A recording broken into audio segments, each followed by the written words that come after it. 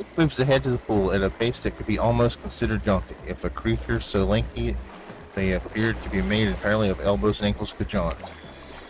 What's going on with Wraith's face? Is that a smile? Is that what a smile looks like when he does it? What can I say? Being enveloped by water is comforting. It's quiet, it's ominous, and, you know, Wraith looks back over each shoulder to make sure no one besides you is within earshot. The fire can't get me. Fire. Super normal stuff here as usual. Oh great, it's Claudette and Dwight. What do these two want? So everyone's at the pool. We figured we'd bring over some of our most popular pool accessories. Billy, which of these is particularly interesting to you? Foam noodles, basketball hoop, goggles. Let's go with the basketball hoop. It's quite a nice hoop. Is it regulation size? It's only 5 feet high. You know it, dork. I always obey pool safety rules, and sadly that means no glass or sharp objects. Can't bring my axes with me, or your hatchets. Hunter spins a basketball on her finger like some sort of Siberian globetrotter. So I have to get my target practice in other ways. You ready to go one-on-one with me? At basketball? Get your mind out of the gutter, Scully. Even though it's just a game, all the posting up against Hunters is getting you hot and bothered. You better cool off. Time for a cannonball. Now let's keep playing. I can't give up now. Does Huntress ever slow down? Where's this energy coming from? The entity. You wanted to relax, not get all sweaty. I'm still in the fight. What's the score anyway? 36-0, but you're trying so hard. And that's important too. I'm gonna hit the shower real quick, but you should keep practicing. You may not have anyone to help you clean the hard to reach spots, but at least you've got your self-esteem. That's just as good, right? For a waking nightmare, you could almost believe that you're starting to relax a bit and forget about how much you can't remember. It's as if the sun's very rays have a calming effect on your body. On you, your body tranquilized by the soft light from overhead, coupled with the cool breeze rolling from the sea. And you're not alone. I feel recharged by the gentle warmth of the ocean's caress. Trapper's back now. It was a little too warm. That might have been my fault. Trapper whizzed in the pool. In the ocean. Oh, this is the pool, not the ocean. Oh no, he whizzed in the pool. Okay, everyone, just let him finish. Thanks, Scully. I know this probably doesn't seem like me, but would anyone want to play a game of Marco Polo? Yes, I love games. I'll go first. Someone blindfold me. Of course, Trapper has a blindfold ready to go. It's as if he had it in his hands before he even spoke. Oh. And did he just wink? Did you just bite your lip? Good thing you're getting reined in, because it sure seemed like you were about to act up. My games consist of 2 parts. On top, a pointer which rotates in a clockwise direction. And the other one, a target you're going to be pointing at, okay? Sometimes the target is immediately visible, sometimes it's hidden until the pointer arrives. Press the space bar to stop the pointer while over the target to land. Fail to land the target and you will lose. Achieve perfect success. Land on the start point of the target area, not the end. Okay, I guess we'll just play.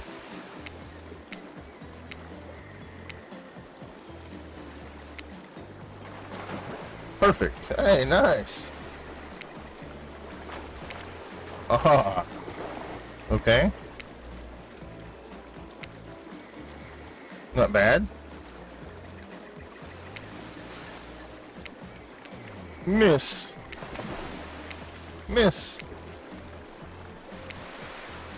That was pretty good, Scully. Well, thank you. No, it wasn't. Don't lie. Just ignore him.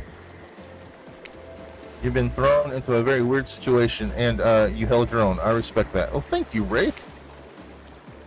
That was a good game. I say we celebrate. I'm kind of scared of the Trapper. By throwing this waiter, whose name I forgot, into the pool. Let's go throw Dwight. We're gonna throw Dwight in the pool. Hilarious. Bullying truly is a gift that keeps on giving. You grab Dwight's leg, You grab Dwight's leg and help Trapper give him a heave-ho. You know what? Sorry, I can't pretend to support you on this one. Only Trapper is this sadistic. I know it's all in good fun or whatever, but not on my Murderer's Island. Yeah, that's right. This place really is called Murderer's Island. That doesn't mean we're cool with bullying. You're on thin ice, friend. I'm no expert, even though, as an omnipotent narrator, I probably should be. But I think that means it's time for the next activity. Seems like the next activity is mealtime. How cool. You were expecting what? Capture the flag? Do you know what? Do you know how complicated it is to run a game like that? Much more so than sitting and talking. You arrive at the cookout area to find an assortment of picnic tables scattered around. What were you expecting? Some kind of grand hall with huge banquet table? This ain't some prestigious fancy epic you'll find on cable. The white and Claudette usher you to your seat, but there's very limited seating directly around you. And, oh great, terrific. It seems that everyone wants to sit next to you.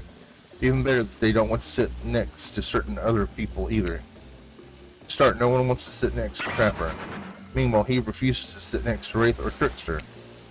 Oh, Trickster's here. Oh yeah, Trickster's here. Surprise? Yeah, well, they don't call him Expectanster. I'm sorry, even I get nervous around crowds of killers, and my whole shtick gets a little flustered. Hey there, you're looking good, Scully. Real good. And we literally can't let Huntress and Trapper sit together. No, seriously, their arms are too big. They can't fit at the table if they sit side by side. Look at this. We can't even fit everyone on the screen at the same time. You probably think it was an error, but it's not. It's completely intentional. Let that be a lesson to you. Every error you think you see is a choice. Get that?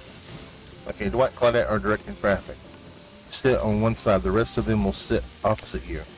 Huntress and Trapper can't sit at the ends with their enormous, sexy arms. When everyone's seated, we can begin dinner. Tonight's meal was prepared slowly and carefully with both love and hate for 12 hours over a spit. We hope you all enjoy. We really hope you do. Hey, you didn't actually tell us what you're serving. What are we eating? It's meat. Seasoned with a specific number of herbs and spices that we simply can't divulge. Trapper's happy. So is Huntress. Wraith is meat is murder. Which you'd know, considering that you've been up to. Who are you getting judgy now? I'm just sharing facts. And you need to murder something to eat meat. So that's, like, technically true. Technically true is the best kind of true. Okay, enough yapping, let's see. Hey Scully, you thinking what I'm thinking? I don't know what you're thinking. It's gonna be a person on that spit, right? Or several parts of overlapping people, perhaps. I haven't seen many pigs wearing palm tree button-down prints, you know. When you look closely at the spit, you spot what definitely appears to be scraps of fabric sandwiched between spears of meat. Oh, we're gonna eat a person. I think I might be sick. Is there anything else to eat? This took 12 hours. And we do literally everything on this island. Trapper. Actually, there's one thing you're not doing today. You're not carving up this delectable meal.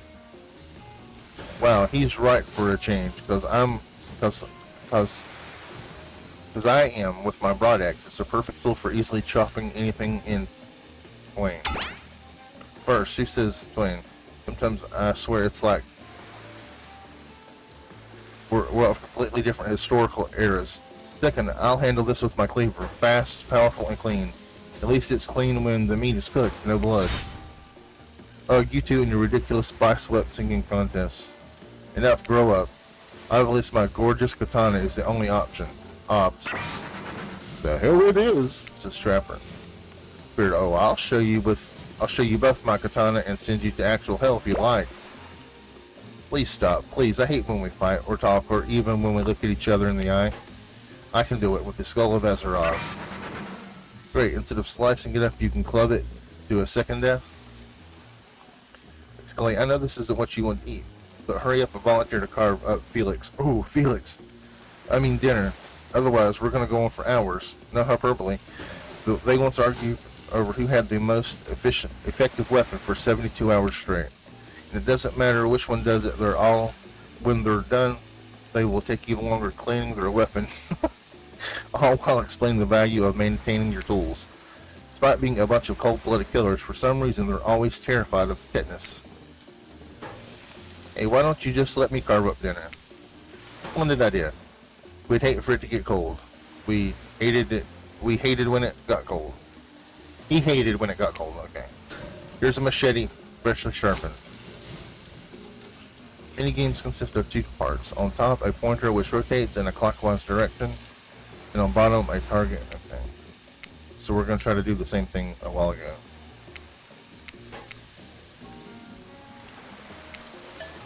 Let's just go for it.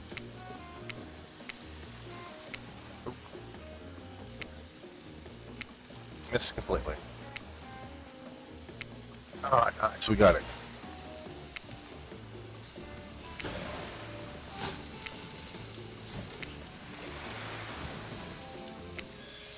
That was pretty good. I'd like to see what you could do with the less clumsy weapon.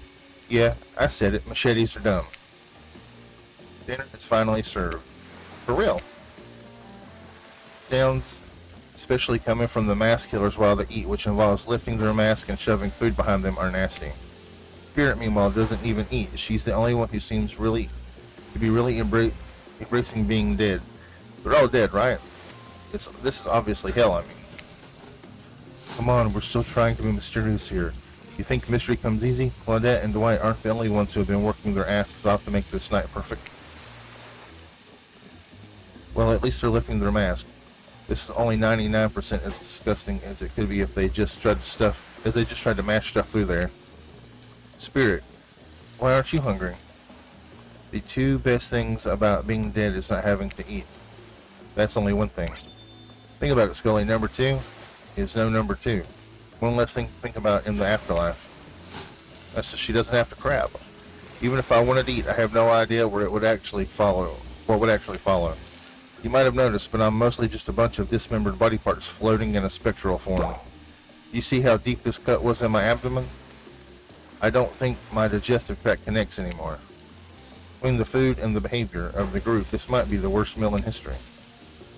Even worse is they're staring at you. You're not eating. They don't like that. Ooh. I think they might want an explanation why. What do you want to tell them? I don't want to tell them it's gross. Wow, you see that seagull over there? You ever see a seagull that big? I haven't. That's incredible. Anyway, what are we talking about? Lame Mr. Rick. Yeah, she's right, Scully. Pretty lame. Own who you are. Never compromise. Didn't you wash up on this island with no memory of who you are and how you got here? Yes, you did, poor thing. You have no idea of the last time you ate a real meal, and you've been standing in the sun. But the seagull? Oh no, uh-oh. You just made a lot of good points, I swear. You're beginning to feel lightheaded.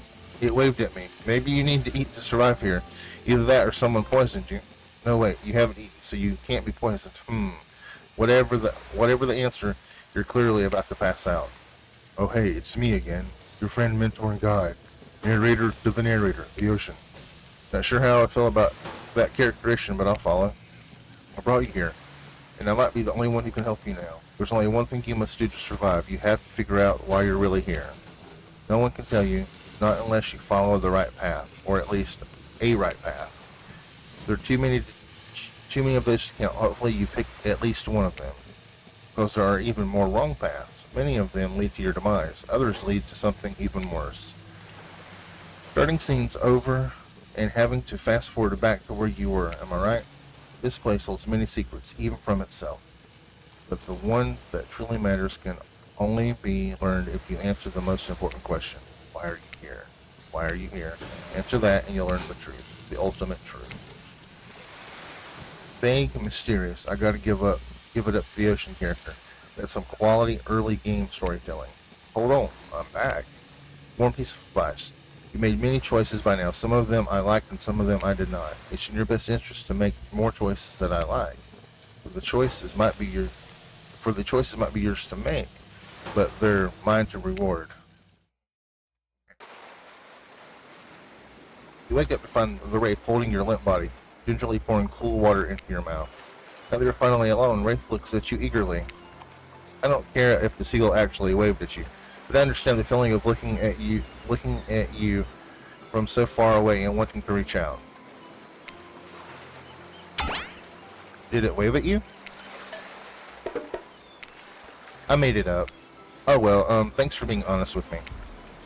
How do I say this? It's just, honesty is important to me. I've been burned too many times. Something about the word burn makes Wraith look away, far away, eyes brimming with tears, and yet at the same time, dead. Yeah, he's been burned a lot. I understand. But I have no flashlight, Wraith, it's okay. Wraith looks back at you with those sad eyes, wanting so badly to believe you. He looks down at the ground. I have something very important to tell you. It's about something very special to me. It's not something I tell everyone, but you know how important honesty is to me?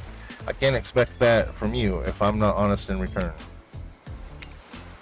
Oh great, I bet he's got crabs. It's about my special bell. What? Oh nice, we're gonna get some lore? Well, my father, he gave it to me before he and my mother, well, they had to go away. If I was ever in danger, I was supposed to ring the bell. It didn't really work, but it's all I have of my family with me. Oh wow, thank you for telling me. Here, hold it. Wow, Wraith just gave you his bell. Down the alarms. What are you going to do with this thing?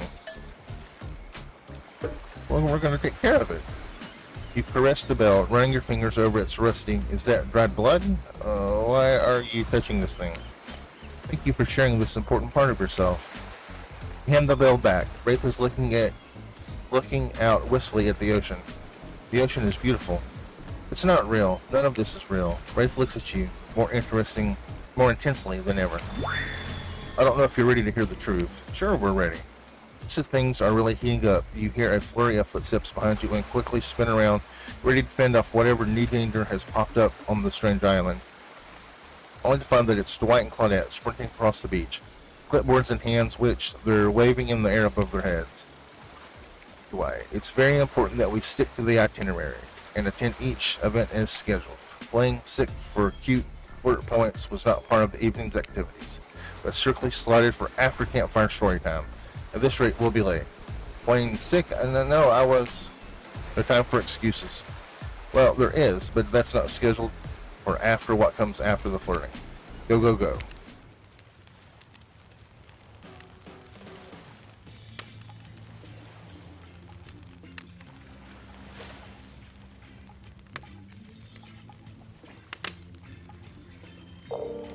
Okay, we're gonna go ahead and stop right here, and we will pick back up next time.